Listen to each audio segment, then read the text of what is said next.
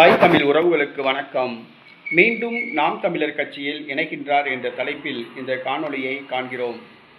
நாம் தமிழர் கட்சியிலிருந்து 2 நாட்களுக்கு முன்பாக மாநில மகளிர் பாசறை ஒருங்கிணைப்பாளர் காளியம்மாள் கட்சியிலிருந்து விலகினார். இவர் 6 ஆண்டுகளுக்கு முன்பாகத்தான் கட்சியில் இணைந்தார். ஆனால் 2 முறை பாராளுமன்ற தேர்தலில் போட்டியிட வாய்ப்பு வழங்கினார் செந்தமிழன் சீமான் அவர்கள். ஒரு முறை சட்டசபை தேர்தலில் போட்டியிட வாய்ப்பு வழங்கினார். இவருடைய பேச்சு திறமையை பார்த்து தமிழகம் முழுவதும் மேடைகளில் பேச வாய்ப்பு வழங்கியது நாம் தமிழர் கட்சி. நாம் தமிழர் கட்சி காளியம்மாளுக்கு அடித்தளம் விட்டு கொடுத்தது. நாம் தமிழர் கட்சி தான் காளியம்மாளை பிரபலமாக்கியது. ஆனால் காளியம்மாள் நன்கு வளர்ந்த பின்பு குறுகிய காலத்திலேயே கட்சியின் முன்னணி தலைவராக வர வேண்டும் ஆசைப்பட்டார். பொதுச் செயலாளர் பதவியை கைப்பற்ற வேண்டும் என்ற ஒரு ஆசை இருந்தது. அவருக்கு வயது குறைவு, அரசியல் அனுபவமும் குறைவு. மேலும் கட்சியில் இணைந்து 6 ஆண்டுகள் தான் ஆகியது. அதற்குள் அவர் மிகப்பெரிய பொறுப்பை எதிர்பார்த்தார். அந்த பொறுப்பை அவருக்கு வழங்கினால் கட்சியின் மூத்த தலைவர்கள், கட்சியின் ஆரம்பகால தலைவர்கள் தர்ம சங்கடத்துக்கு ஆளாவார்கள். அவர்களுடைய எதிர்ப்புக்கு ஆளாக வேண்டியது வரும்.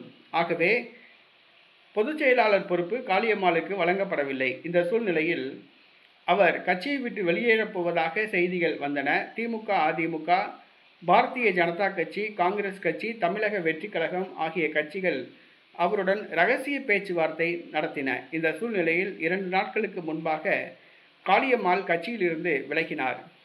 காளியம்மாளுடைய டிமாண்டை பார்த்தவுடன் திமுக அதிர்ச்சி அடைந்தது.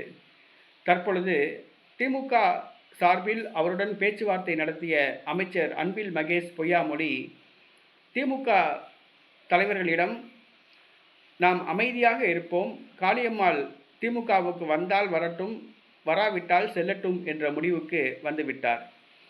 ஏனென்று சொன்னால் திமுகவில் ராஜ்யசபா எம்பி பதவி கேட்டார், அல்லது சட்டமன்ற உறுப்பினர் பதவி கேட்டார். அதேபோன்று தமிழக வெற்றி கழகத்தில் ஆதவ் அர்ஜுனா பேச்சுவார்த்தை நடத்தினார். ஆனால் அங்கேயும் சில பிரச்சனைகள். ஆக தமிழக வெற்றி கழகத்தில் நேற்றைய தினம் இணைவார் என்று கருதப்பட்டது. ஆனால் எதிர்பார்த்தபடி இணையவில்லை. அதே நேரத்தில் அதிமுகவுக்கு கல்யாண சுந்தரம் மூலம் தூதுவிட்டார். அதிமுகவிலிருந்து எந்த பதிலும் வரவில்லை.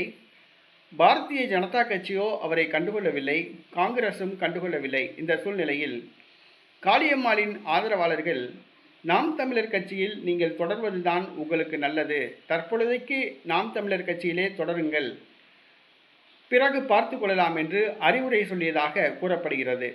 ஆகவே காளியம்மாள் மீண்டும் நாம் தமிழர் கட்சியில் இணையலாம் என்று காளியம்மாளின் ஆதரவாளர்கள் தெரிவிக்கின்றனர்.